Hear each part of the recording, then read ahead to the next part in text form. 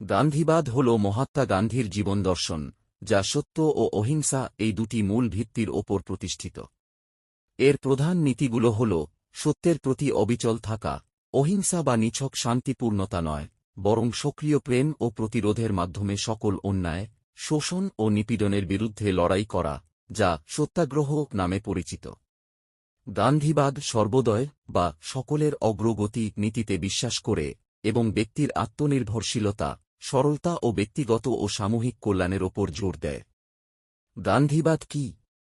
গান্ধীবাদ হল মহাত্মা গান্ধীর জীবন, কাজ ও দর্শনের একটি রূপ, যা অহিংস প্রতিরোধের ধারণার মাধ্যমে বিশ্বকে প্রভাবিত করেছে।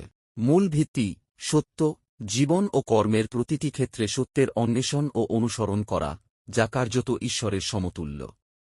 অহিংসা শুধু শারীরিক হিংসা পরিহার করা নয়, বরং সকল প্রকার অন্যায় ও নিপীড়নের বিরুদ্ধে সক্রিয়ভাবে ভালোবাসার মাধ্যমে প্রতিরোধ গড়ে তোলা। গুরুত্বপূর্ণ নীতি ও ধারণা: সত্যাগ্রহ, গান্ধী প্রবর্তিত অহিংস কর্মপদ্ধতি, যেখানে সত্যের শক্তি ও আধ্যাত্মিক শৃঙ্খলার মাধ্যমে অন্যায় প্রতিরোধ করা হয়।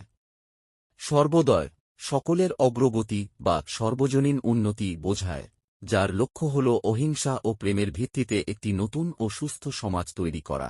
আত্মনির্ভরশীলতা, ব্যক্তিগত ও সামাজিক কল্যাণের জন্য আত্মনির্ভরশীলতা ও সরলতার উপর জোর দেওয়া হয়। গান্ধীবাদ কিভাবে কাজ করে? গান্ধীবাদ অহিংস কর্মপদ্ধতির মাধ্যমে কাজ করে, যা ব্রিটিশ ভারতের স্বাধীনতা আন্দোলনে গুরুত্বপূর্ণ ভূমিকা পালন করেছিল। এর মাধ্যমে ব্রিটিশ শাসনের বিরুদ্ধে অসহযোগ আন্দোলন ও আইন অমান্য আন্দোলনের মতো বড় আকারের নাগরিক প্রতিরোধের জন্ম হয়।